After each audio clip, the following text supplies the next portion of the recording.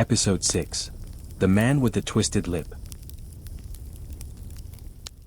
Isa Whitney, brother of the late Elias Whitney, D.D., principal of the Theological College of St. George's, was much addicted to opium. The habit grew upon him, as I understand, from some foolish freak when he was at college, for having read De Quince's description of his dreams and sensations, he had drenched his tobacco with laudanum in an attempt to produce the same effects. He found, as so many more have done, that the practice is easier to attain than to get rid of, and for many years he continued to be a slave to the drug, an object of mingled horror and pity to his friends and relatives. I can see him now, with yellow, pasty face, drooping lids, and pinpoint pupils, all huddled in a chair, the wreck and ruin of a noble man. One night, it was in June, '89, there came a ring to my bell, about the hour when a man gives his first yawn and glances at the clock. I sat up in my chair, and my wife laid her needlework down in her lap and made a little face of disappointment. "A patient," said she. "You'll have to go out." I groaned, for I was newly come back from a weary day. We heard the door open, a few hurried words, and then quick steps upon the linoleum. Our own door flew open, and a lady, clad in some dark-colored stuff, with a black veil, entered the room. "You will excuse my calling so late," she began, and then, suddenly losing her self-control, she ran forward, threw her arms about my wife's neck, and sobbed upon her shoulder. "Oh, I'm in such trouble," she cried, "I do so want a little help." "Why," said my wife, pulling up her veil, "it is Kate Whitney. How you startled me, Kate. I had not an idea who you were when you came in. I didn't know what to do, so I came straight to you. That was always the way." Folk who were in grief came to my wife like birds to a lighthouse. "It was very sweet of you to come. Now, you must have some wine and water, and sit here comfortably and tell us all about it. Or should you rather that I sent James off to bed?" "Oh, no, no. I want the doctor's advice and help, too. It's about Isa. He has not been home for 2 days. I am so frightened about him."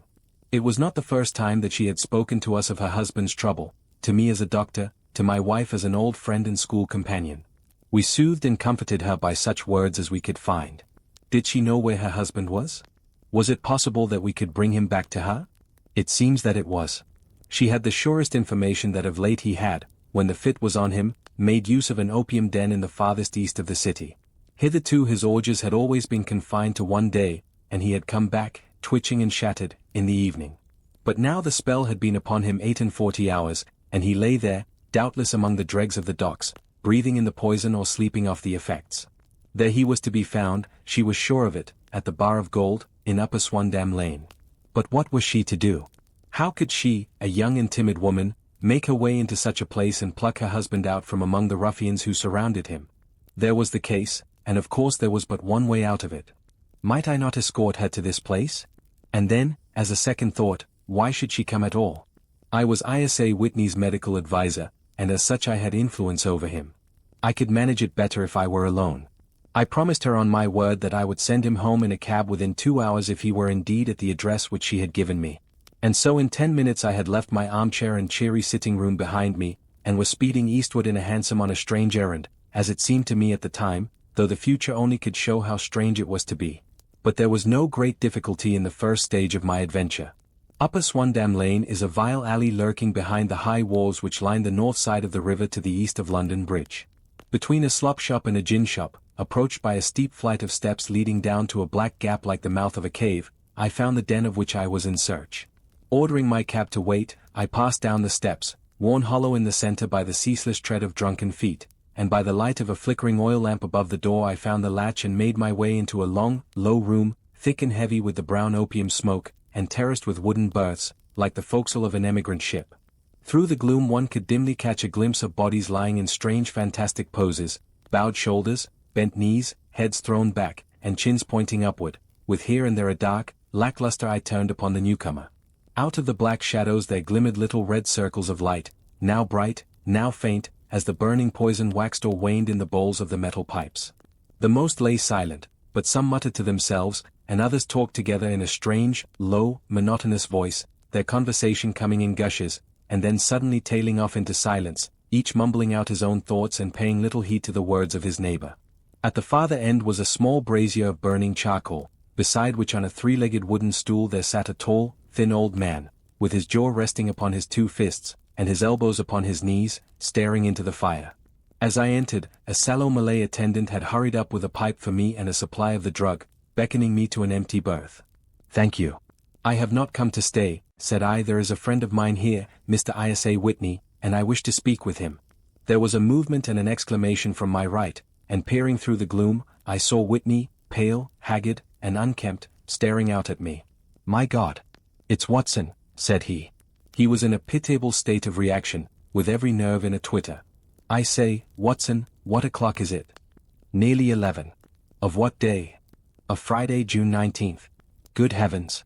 I thought it was Wednesday." "It is Wednesday. What do you want to frighten a chap for?" He sank his face onto his arms and began to sob in a high treble key. "I tell you that it is Friday, man. Your wife has been waiting this 2 days for you. You should be ashamed of yourself." "So I am. But you've got mixed, Watson, for I have only been here a few hours, 3 pipes, 4 pipes, I forget how many. But I'll go home with you. I wouldn't frighten Kate, poor little Kate. Give me your hand. Have you a cab?" "Yes, I have one waiting." "Then I shall go in it.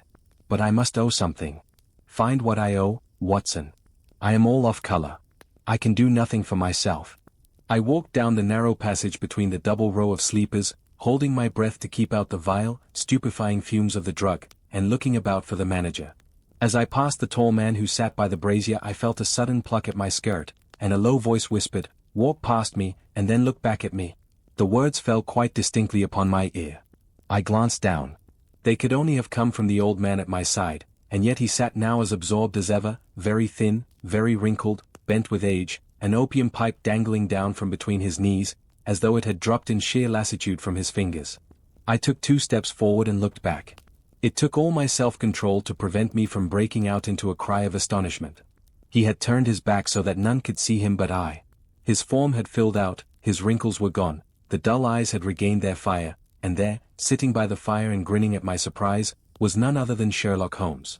He made a slight motion to me to approach him, and instantly, as he turned his face half round to the company once more, subsided into a doddering, loose-lipped senility. "Holmes," I whispered, "what on earth are you doing in this den?" "As low as you can," he answered, "I have excellent ears. If you would have the great kindness to get rid of that sottish friend of yours, I should be exceedingly glad to have a little talk with you. I have a cab outside." "Then pray send him home in it. You may safely trust him, for he appears to be too limp to get into any mischief. I should recommend you also to send a note by the cabman to your wife to say that you have thrown in your lot with me. If you will wait outside, I shall be with you in 5 minutes." It was difficult to refuse any of Sherlock Holmes' requests, for they were always so exceedingly definite, and put forward with such a quiet air of mastery. I felt, however, that when Whitney was once confined in the cab my mission was practically accomplished, and for the rest, I could not wish anything better than to be associated with my friend in one of those singular adventures which were the normal condition of his existence. In a few minutes I had written my note, paid Whitney's bill, led him out to the cab, and seen him driven through the darkness. In a very short time a decrepit figure had emerged from the opium den, and I was walking down the street with Sherlock Holmes. For 2 streets he shuffled along with a bent back and an uncertain foot. Then, glancing quickly round, he straightened himself out and burst into a hearty fit of laughter. "I suppose, Watson," said he, "that you imagine that I have added opium smoking to cocaine injections, and all the other little weaknesses on which you have favored me with your medical views. I was certainly surprised to find you there. But not more so than I to find you. I came to find a friend. And I to find an enemy." "An enemy?" "Yes, one of my natural enemies, or, shall I say, my natural prey. Briefly, Watson, I am in the midst of a very remarkable inquiry, and I have hoped to find a clue in the incoherent ramblings of these sots, as I have done before now. Had I been recognized in that den my life would not have been worth an hour's purchase, for I have used it before now for my own purposes, and the rascally Lascar who runs it has sworn to have vengeance upon me. There is a trapdoor at the back of that building, near the corner of Paul's Wharf, which could tell some strange tales of what has passed through it upon the moonless nights." "What? You do not mean bodies?" "Eh, bodies, Watson. We should be rich men if we had £1,000 for every poor devil who has been done to death in that den. It is the vilest murder trap on the whole riverside, and I fear that Neville St. Clair has entered it never to leave it more. But our trap should be here." He put his 2 forefingers between his teeth and whistled shrilly, a signal which was answered by a similar whistle from the distance, followed shortly by the rattle of wheels and the clink of horses' hoofs. "Now, Watson," said Holmes, as a tall dog-cart dashed up through the gloom, throwing out 2 golden tunnels of yellow light from its side lanterns. "You'll come with me, won't you? If I can be of use." "Oh, a trusty comrade is always of use, and a chronicler still more so. My room at the Cedars is a double-bedded one." "The Cedars?" "Yes, that is Mr. St. Clair's house. I am staying there while I conduct the inquiry." "Where is it, then?" "Near Lee, in Kent. We have a 7-mile drive before us." "But I am all in the dark." "Of course you are. You'll know all about it presently. Jump up here." "All right, John, we shall not need you. Here's £half-a-crown. Look out for me tomorrow, about 11. Give her head. So long, then." He flicked the horse with his whip, and we dashed away through the endless succession of somber and deserted streets, which widened gradually, until we were flying across a broad balustraded bridge, with the murky river flowing sluggishly beneath us. Beyond lay another dull wilderness of bricks and mortar, its silence broken only by the heavy, regular footfall of the policeman, or the songs and shouts of some belated party of revelers. A dull wrack was drifting slowly across the sky, and a star or two twinkled dimly here and there through the rifts of the clouds. Holmes drove in silence, with his head sunk upon his breast, and the air of a man who is lost in thought, while I sat beside him, curious to learn what this new quest might be which seemed to tax his powers so sorely, and yet afraid to break in upon the current of his thoughts. We had driven several miles, and were beginning to get to the fringe of the belt of suburban villas, when he shook himself, shrugged his shoulders, and lit up his pipe with the air of a man who has satisfied himself that he is acting for the best. "You have a grand gift of silence, Watson," said he. "It makes you quite invaluable as a companion. 'Pon my word, it is a great thing for me to have someone to talk to, for my own thoughts are not over-pleasant. I was wondering what I should say to this dear little woman tonight when she meets me at the door. You forget that I know nothing about it. I shall just have time to tell you the facts of the case before we get to Lee. It seems absurdly simple, and yet, somehow I can get nothing to go upon. There's plenty of thread, no doubt, but I can't get the end of it into my hand. Now, I'll state the case clearly and concisely to you, Watson, and maybe you can see a spark where all is dark to me." "Proceed, then." "Some years ago, to be definite, in May, 1884, there came to Lee a gentleman, Neville St. Clair by name, who appeared to have plenty of money. He took a large villa, laid out the grounds very nicely, and lived generally in good style. By degrees he made friends in the neighborhood, and in 1887 he married the daughter of a local brewer, by whom he now has 2 children. He had no occupation, but was interested in several companies and went into town as a rule in the morning, returning by the 5:14 from Cannon Street every night. Mr. St. Clair is now 37 years of age, is a man of temperate habits, a good husband, a very affectionate father, and a man who is popular with all who know him. I may add that his whole debts at the present moment, as far as we have been able to ascertain, amount to £88 tens, while he has £220 standing to his credit in the Capital and Counties Bank. There is no reason, therefore, to think that money troubles have been weighing upon his mind. Last Monday Mr. Neville St. Clair went into town rather earlier than usual, remarking before he started that he had 2 important commissions to perform, and that he would bring his little boy home a box of bricks. Now, by the merest chance, his wife received a telegram upon this same Monday, very shortly after his departure, to the effect that a small parcel of considerable value which she had been expecting was waiting for her at the offices of the Aberdeen Shipping Company. Now, if you are well up in your London, you will know that the office of the company is in Fresno Street, which branches out of Upper Swandam Lane, where you found me tonight. Mrs. St. Clair had her lunch, started for the city, did some shopping, proceeded to the company's office, got her packet, and found herself at exactly 4:35 walking through Swandam Lane on her way back to the station. Have you followed me so far? It is very clear. If you remember, Monday was an exceedingly hot day, and Mrs. St. Clair walked slowly, glancing about in the hope of seeing a cab, as she did not like the neighborhood in which she found herself. While she was walking in this way down Swandam Lane, she suddenly heard an ejaculation or cry, and was struck cold to see her husband looking down at her and, as it seemed to her, beckoning to her from a second-floor window. The window was open, and she distinctly saw his face, which she describes as being terribly agitated. He waved his hands frantically to her, and then vanished from the window so suddenly that it seemed to her that he had been plucked back by some irresistible force from behind. One singular point which struck her quick feminine eye was that although he wore some dark coat, such as he had started to town in, he had on neither collar nor necktie. Convinced that something was amiss with him, she rushed down the steps, for the house was none other than the opium den in which you found me tonight, and running through the front room she attempted to ascend the stairs which led to the first floor. At the foot of the stairs, however, she met this Lascar scoundrel of whom I have spoken, who thrust her back and, aided by a Dane, who acts as assistant there, pushed her out into the street. Filled with the most maddening doubts and fears, she rushed down the lane and, by rare good fortune, met in Fresno Street a number of constables with an inspector, all on their way to their beat. The inspector and 2 men accompanied her back, and in spite of the continued resistance of the proprietor, they made their way to the room in which Mr. St. Clair had last been seen. There was no sign of him there. In fact, in the whole of that floor there was no one to be found save a crippled wretch of hideous aspect, who, it seems, made his home there. Both he and the Lascar stoutly swore that no one else had been in the front room during the afternoon. So determined was their denial that the inspector was staggered, and had almost come to believe that Mrs. St. Clair had been deluded when, with a cry, she sprang at a small deal box which lay upon the table and tore the lid from it. Out there fell a cascade of children's bricks. It was the toy which he had promised to bring home. This discovery, and the evident confusion which the cripple showed, made the inspector realize that the matter was serious. The rooms were carefully examined, and results all pointed to an abominable crime.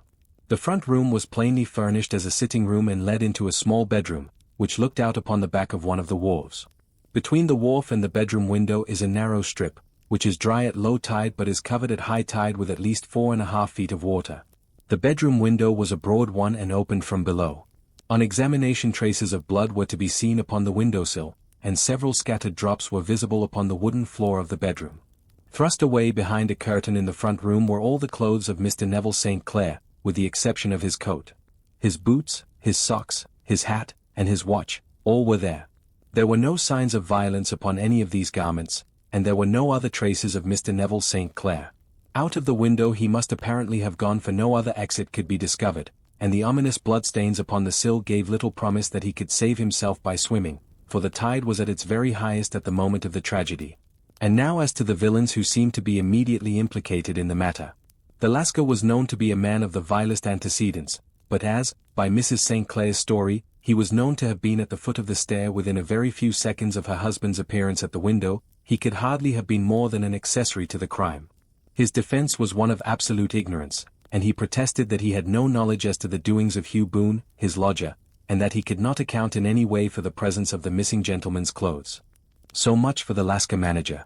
Now for the sinister cripple who lives upon the second floor of the opium den, and who was certainly the last human being whose eyes rested upon Neville St. Clair. His name is Hugh Boone, and his hideous face is one which is familiar to every man who goes much to the city. He is a professional beggar, though in order to avoid the police regulations he pretends to a small trade in wax vestas. Some little distance down Threadneedle Street, upon the left-hand side, there is, as you may have remarked, a small angle in the wall. Here it is that this creature takes his daily seat, cross-legged with his tiny stock of matches on his lap, and as he is a piteous spectacle a small rain of charity descends into the greasy leather cap which lies upon the pavement beside him. I have watched the fellow more than once before ever I thought of making his professional acquaintance, and I have been surprised at the harvest which he has reaped in a short time. His appearance, you see, is so remarkable that no one can pass him without observing him. A shock of orange hair, a pale face disfigured by a horrible scar, which, by its contraction, has turned up the outer edge of his upper lip, a bulldog chin, and a pair of very penetrating dark eyes, which present a singular contrast to the color of his hair, all mark him out from amid the common crowd of mendicants, and so, too, does his wit, for he is ever ready with a reply to any piece of chaff which may be thrown at him by the passers-by. This is the man whom we now learn to have been the lodger at the opium den, and to have been the last man to see the gentleman of whom we are in quest. But a cripple, said I, what could he have done single-handed against a man in the prime of life? He is a cripple in the sense that he walks with a limp, but in other respects he appears to be a powerful and well-nurtured man. Surely your medical experience would tell you, Watson, that weakness in one limb is often compensated for by exceptional strength in the others. Pray continue your narrative. Mrs. St. Clair had fainted at the sight of the blood upon the window, and she was escorted home in a cab by the police, as her presence could be of no help to them in their investigations. Inspector Barton, who had charge of the case, made a very careful examination of the premises, but without finding anything which threw any light upon the matter. One mistake had been made in not arresting Boone instantly, as he was allowed some few minutes during which he might have communicated with his friend the Lascar, but this fault was soon remedied, and he was seized and searched, without anything being found which could incriminate him. There were, it is true, some blood stains upon his right shirt sleeve, but he pointed to his ring finger, which had been cut near the nail, and explained that the bleeding came from there, adding that he had been to the window not long before, and that the stains which had been observed there came doubtless from the same source. He denied strenuously having ever seen Mr. Neville St. Clair and swore that the presence of the clothes in his room was as much a mystery to him as to the police. As to Mrs. St. Clair's assertion that she had actually seen her husband at the window, he declared that she must have been either mad or dreaming. He was removed, loudly protesting, to the police station, while the inspector remained upon the premises in the hope that the ebbing tide might afford some fresh clue. And it did, though they hardly found upon the mudbank what they had feared to find. It was Neville St. Clair's coat, and not Neville St. Clair, which lay uncovered as the tide receded. And what do you think they found in the pockets? I cannot imagine. No, I don't think you would guess. Every pocket stuffed with pennies and halfpennies, 421 pennies and 270 halfpennies. It was no wonder that it had not been swept away by the tide. But a human body is a different matter. There is a fierce eddy between the wharf and the house. It seemed likely enough that the weighted coat had remained when the stripped body had been sucked away into the river. But I understand that all the other clothes were found in the room. Would the body be dressed in a coat alone? No, sir, but the facts might be met speciously enough. Suppose that this man Boone had thrust Neville St. Clair through the window, there is no human eye which could have seen the deed. What would he do then? It would of course instantly strike him that he must get rid of the telltale garments. He would seize the coat, then, and be in the act of throwing it out, when it would occur to him that it would swim and not sink. He has little time, for he has heard the scuffle downstairs when the wife tried to force her way up, and perhaps he has already heard from his Lascar confederate that the police are hurrying up the street. There is not an instant to be lost. He rushes to some secret hoard, where he has accumulated the fruits of his beggary, and he stuffs all the coins upon which he can lay his hands into the pockets to make sure of the coat sinking. He throws it out, and would have done the same with the other garments had not he heard the rush of steps below, and only just had time to close the window when the police appeared. It certainly sounds feasible. Well, we will take it as a working hypothesis for want of a better. Boone, as I have told you, was arrested and taken to the station, but it could not be shown that there had ever before been anything against him. He had for years been known as a professional beggar, but his life appeared to have been a very quiet and innocent one. There the matter stands at present, and the questions which have to be solved, what Neville St. Clair was doing in the opium den, what happened to him when there, where is he now, and what Hugh Boone had to do with his disappearance, are all as far from a solution as ever. I confess that I cannot recall any case within my experience which looked at the first glance so simple and yet which presented such difficulties. While Sherlock Holmes had been detailing this singular series of events, we had been whirling through the outskirts of the great town until the last straggling houses had been left behind, and we rattled along with a country hedge upon either side of us. Just as he finished, however, we drove through 2 scattered villages, where a few lights still glimmered in the windows. "We are on the outskirts of Lee," said my companion. "We have touched on 3 English counties in our short drive, starting in Middlesex, passing over an angle of Surrey, and ending in Kent. See that light among the trees? That is the Cedars, and beside that lamp sits a woman whose anxious ears have already, I have little doubt, caught the clink of our horses' feet. But why are you not conducting the case from Baker Street?" I asked. "Because there are many inquiries which must be made out here. Mrs. St. Clair has most kindly put 2 rooms at my disposal, and you may rest assured that she will have nothing but a welcome for my friend and colleague. I hate to meet her, Watson, when I have no news of her husband. Here we are. Whoa, there, whoa." We had pulled up in front of a large villa which stood within its own grounds. A stable boy had run out to the horse's head, and springing down, I followed Holmes up the small, winding gravel drive which led to the house. As we approached, the door flew open, and a little blonde woman stood in the opening, clad in some sort of light mousseline de soie, with a touch of fluffy pink chiffon at her neck and wrists. She stood with her figure outlined against the flood of light, one hand upon the door, one half raised in her eagerness, her body slightly bent, her head and face protruded, with eager eyes and parted lips, a standing question. "Well?" she cried, "well?" And then, seeing that there were 2 of us, she gave a cry of hope which sank into a groan as she saw that my companion shook his head and shrugged his shoulders. "No good news?" "None." "No bad?" "No. Thank God for that. But come in. You must be weary, for you have had a long day. This is my friend, Dr. Watson. He has been of most vital use to me in several of my cases, and a lucky chance has made it possible for me to bring him out and associate him with this investigation." "I am delighted to see you," said she, pressing my hand warmly. "You will, I am sure, forgive anything that may be wanting in our arrangements, when you consider the blow which has come so suddenly upon us. My dear madam, said I am an old campaigner, and if I were not I can very well see that no apology is needed. If I can be of any assistance, either to you or to my friend here, I shall be indeed happy. Now, Mr. Sherlock Holmes, said the lady as we entered a well-lit dining room, upon the table of which a cold supper had been laid out, I should very much like to ask you one or two plain questions, to which I beg that you will give a plain answer. Certainly, madam. Do not trouble about my feelings. I am not hysterical, nor given to fainting. I simply wish to hear your real opinion. Upon what point? In your heart of hearts, do you think that Neville is alive? Sherlock Holmes seemed to be embarrassed by the question. Frankly, now, she repeated, standing upon the rug and looking keenly down at him as he leaned back in a basket chair. Frankly, then, madam, I do not. You think that he is dead?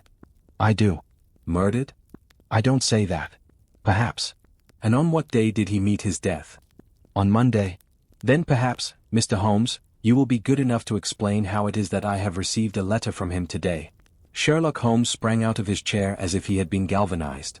What? He roared. Yes, today. She stood smiling, holding up a little slip of paper in the air. May I see it? Certainly. He snatched it from her in his eagerness, and smoothing it out upon the table he drew over the lamp and examined it intently. I had left my chair and was gazing at it over his shoulder. The envelope was a very coarse one and was stamped with the Gravesend postmark and with the date of that very day, or rather of the day before, for it was considerably after midnight. Coarse writing, murmured Holmes. Surely this is not your husband's writing, madam? No, but the enclosure is. I perceive also that whoever addressed the envelope had to go and inquire as to the address. How can you tell that? The name, you see, is in perfectly black ink, which has dried itself. The rest is of the grayish color, which shows that blotting paper has been used. If it had been written straight off, and then blotted, none would be of a deep black shade. This man has written the name, and there has then been a pause before he wrote the address, which can only mean that he was not familiar with it. It is, of course, a trifle, but there is nothing so important as trifles. Let us now see the letter. Ha! There has been an enclosure here. Yes, there was a ring. His signet ring. And you are sure that this is your husband's hand? One of his hands. One? His hand when he wrote hurriedly. It is very unlike his usual writing, and yet I know it well. Dearest, do not be frightened. All will come well. There is a huge error which it may take some little time to rectify. Wait in patience. Neville. Written in pencil upon the fly-leaf of a book, octavo size, no watermark. Posted today in Gravesend by a man with a dirty thumb. And the flap has been gummed, if I am not very much in error, by a person who had been chewing tobacco. And you have no doubt that it is your husband's hand, madam? None. Neville wrote those words. And they were posted today at Gravesend. Well, Mrs. St. Clair, the clouds lighten, though I should not venture to say that the danger is over. But he must be alive, Mr. Holmes. Unless this is a clever forgery to put us on the wrong scent. The ring, after all, proves nothing. It may have been taken from him. No, it is his very own writing. Very well.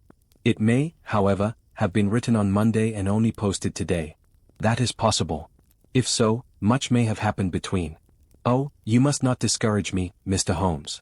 I know that all is well with him. There is so keen a sympathy between us that I should know if evil came upon him. On the very day that I saw him last he cut himself in the bedroom, and yet I in the dining room rushed upstairs instantly with the utmost certainty that something had happened. Do you think that I would respond to such a trifle and yet be ignorant of his death? I have seen too much not to know that the impression of a woman may be more valuable than the conclusion of an analytical reasoner. And in this letter you certainly have a very strong piece of evidence to corroborate your view. But if your husband is alive and able to write letters, why should he remain away from you? I cannot imagine. It is unthinkable. And on Monday he made no remarks before leaving you? No. And you were surprised to see him in Swandam Lane? Very much so. Was the window open? Yes. Then he might have called to you? He might. He only, as I understand, gave an inarticulate cry. Yes. A call for help, you thought? Yes. He waved his hands. But it might have been a cry of surprise. Astonishment at the unexpected sight of you might cause him to throw up his hands? It is possible. And you thought he was pulled back? He disappeared so suddenly. He might have leaped back. You did not see anyone else in the room? No, but this horrible man confessed to having been there, and the Lascar was at the foot of the stairs. Quite so. Your husband, as far as you could see, had his ordinary clothes on, but without his collar or tie. I distinctly saw his bare throat. Had he ever spoken of Swandam Lane? Never. Had he ever showed any signs of having taken opium? Never. Thank you, Mrs. St. Clair. Those are the principal points about which I wish to be absolutely clear. We shall now have a little supper and then retire, for we may have a very busy day tomorrow. A large and comfortable double-bedded room had been placed at our disposal, and I was quickly between the sheets, for I was weary after my night of adventure. Sherlock Holmes was a man, however, who, when he had an unsolved problem upon his mind, would go for days, and even for a week, without rest, turning it over, rearranging his facts, looking at it from every point of view until he had either fathomed it or convinced himself that his data were insufficient. It was soon evident to me that he was now preparing for an all-night sitting. He took off his coat and waistcoat, put on a large blue dressing gown, and then wandered about the room collecting pillows from his bed and cushions from the sofa and armchairs. With these he constructed a sort of Eastern divan, upon which he perched himself cross-legged, with an ounce of shag tobacco and a box of matches laid out in front of him. In the dim light of the lamp I saw him sitting there, an old briar pipe between his lips, his eyes fixed vacantly upon the corner of the ceiling, the blue smoke curling up from him, silent, motionless, with the light shining upon his strong-set aquiline features. So he sat as I dropped off to sleep, and so he sat when a sudden ejaculation caused me to wake up, and I found the summer sun shining into the apartment. The pipe was still between his lips, the smoke still curled upward, and the room was full of a dense tobacco haze, but nothing remained of the heap of shag which I had seen upon the previous night. "Awake, Watson?" he asked. "Yes." "Game for a morning drive?" "Certainly." "Then dress. No one is stirring yet, but I know where the stable boy sleeps, and we shall soon have the trap out." He chuckled to himself as he spoke, his eyes twinkled, and he seemed a different man to the somber thinker of the previous night. As I dressed I glanced at my watch. It was no wonder that no one was stirring. It was 25 minutes past 4. I had hardly finished when Holmes returned with the news that the boy was putting in the horse. "I want to test a little theory of mine," said he, pulling on his boots. "I think, Watson, that you are now standing in the presence of one of the most absolute fools in Europe. I deserve to be kicked from here to Charing Cross. But I think I have the key of the affair now." "And where is it?" I asked, smiling. "In the bathroom," he answered. "Oh, yes, I am not joking," he continued, seeing my look of incredulity. "I have just been there, and I have taken it out, and I have got it in this Gladstone bag. Come on, my boy, and we shall see whether it will not fit the lock." We made our way downstairs as quietly as possible, and out into the bright morning sunshine. In the road stood our horse and trap, with the half-clad stable boy waiting at the head. We both sprang in, and away we dashed down the London road. A few country carts were stirring, bearing in vegetables to the metropolis, but the lines of villas on either side were as silent and lifeless as some city in a dream. "It has been in some points a singular case," said Holmes, flicking the horse on into a gallop. "I confess that I have been as blind as a mole, but it is better to learn wisdom late than never to learn it at all." In town the earliest risers were just beginning to look sleepily from their windows as we drove through the streets of the Surrey side. Passing down the Waterloo Bridge Road we crossed over the river, and dashing up Wellington Street wheeled sharply to the right and found ourselves in Bow Street. Sherlock Holmes was well known to the force, and the two constables at the door saluted him. One of them held the horse's head while the other led us in. "Who is on duty?" asked Holmes. "Inspector Bradstreet, sir." "Ah, Bradstreet, how are you?" A tall, stout official had come down the stone-flagged passage, in a peaked cap and frog jacket. "I wish to have a quiet word with you, Bradstreet." "Certainly, Mr. Holmes. Step into my room here." It was a small, office-like room, with a huge ledger upon the table, and a telephone projecting from the wall. The inspector sat down at his desk. "What can I do for you, Mr. Holmes?" "I called about that beggarman, Boone, the one who was charged with being concerned in the disappearance of Mr. Neville St. Clair, of Lee." "Yes. He was brought up and remanded for further inquiries." "So I heard." "You have him here?" "In the cells." "Is he quiet?" "Oh, he gives no trouble. But he is a dirty scoundrel." "Dirty?" "Yes, it is all we can do to make him wash his hands, and his face is as black as a tinker's. Well, when once his case has been settled, he will have a regular prison bath, and I think, if you saw him, you would agree with me that he needed it." "I should like to see him very much." "Would you? That is easily done. Come this way. You can leave your bag." No, I think that I'll take it. Very good. Come this way, if you please. He led us down a passage, opened a barred door, passed down a winding stair, and brought us to a whitewashed corridor with a line of doors on each side. The third on the right is his, said the inspector. Here it is. He quietly shot back a panel in the upper part of the door and glanced through. He is asleep, said he. You can see him very well. We both put our eyes to the grating. The prisoner lay with his face towards us, in a very deep sleep, breathing slowly and heavily. He was a middle-sized man, coarsely clad as became his calling, with a colored shirt protruding through the rent in his tattered coat. He was, as the inspector had said, extremely dirty, but the grime which covered his face could not conceal its repulsive ugliness. A broad weal from an old scar ran right across it from eye to chin, and by its contraction had turned up one side of the upper lip, so that 3 teeth were exposed in a perpetual snarl. A shock of very bright red hair grew low over his eyes and forehead. He's a beauty, isn't he? Said the inspector. He certainly needs a wash, remarked Holmes. I had an idea that he might, and I took the liberty of bringing the tools with me. He opened the Gladstone bag as he spoke, and took out, to my astonishment, a very large bath sponge. You are a funny one, chuckled the inspector.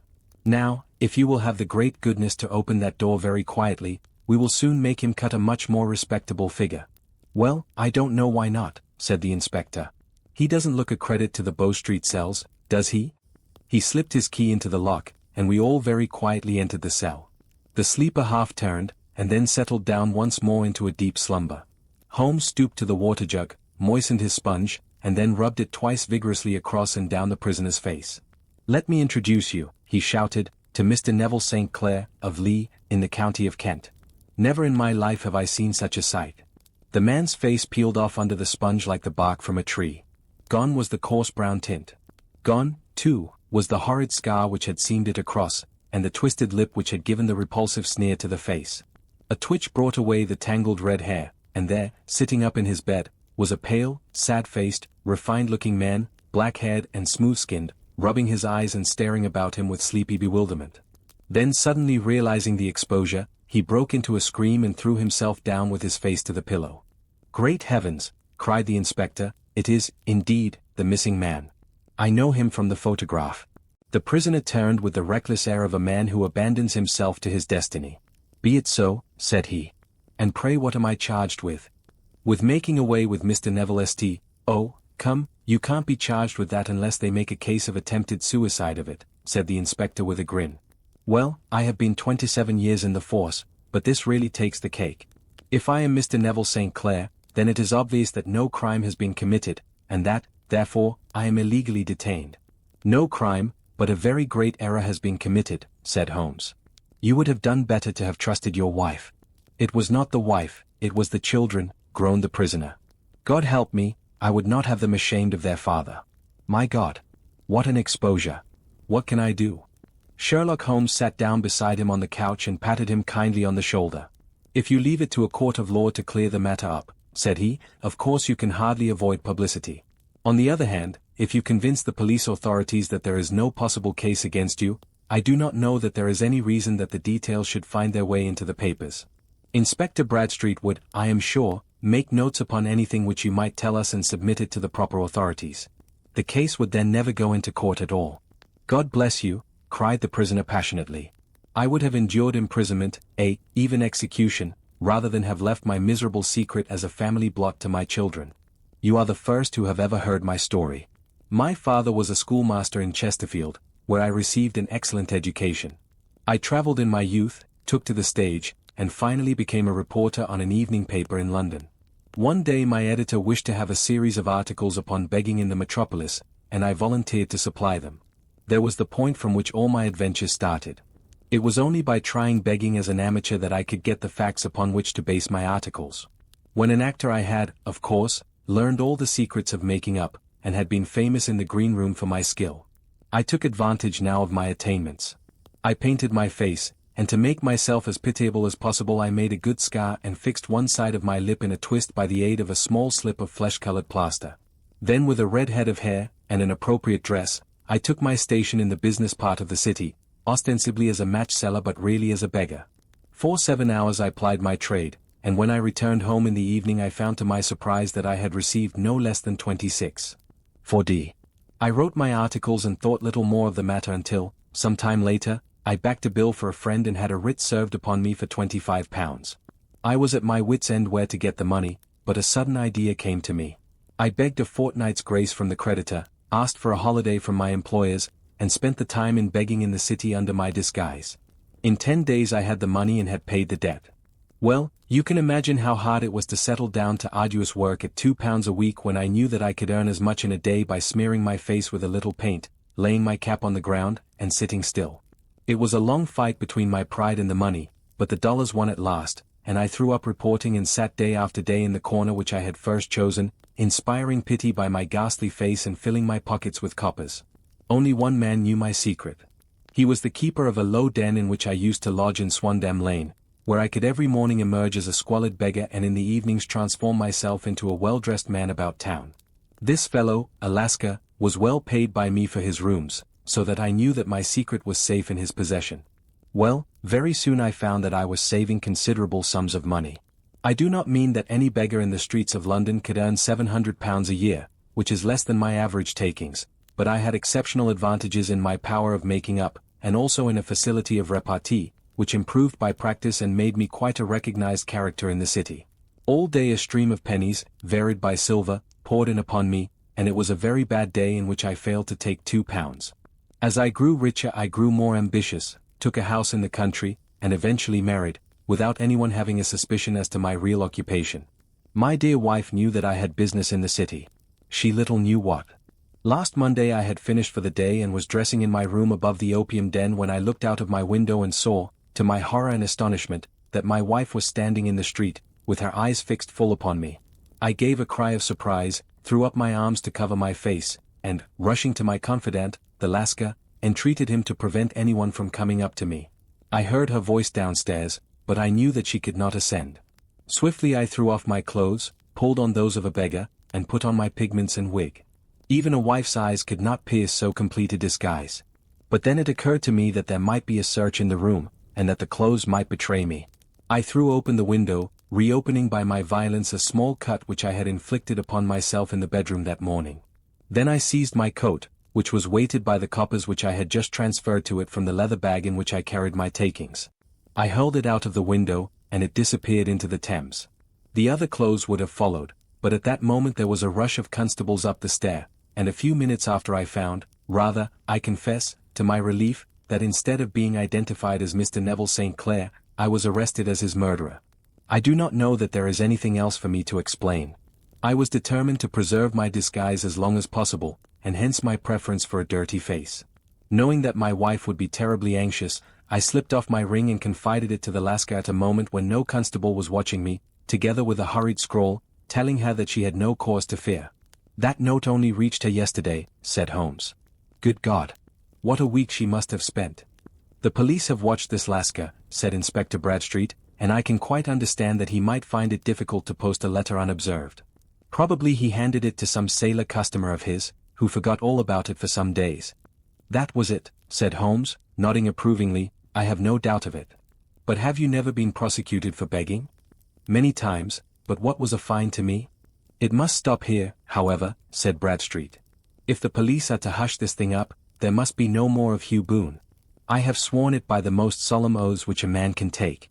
In that case I think that it is probable that no further steps may be taken. But if you are found again, then all must come out. I am sure, Mr. Holmes, that we are very much indebted to you for having cleared the matter up. I wish I knew how you reach your results." "I reached this one," said my friend, "by sitting upon 5 pillows and consuming an ounce of shag. I think, Watson, that if we drive to Baker Street we shall just be in time for breakfast,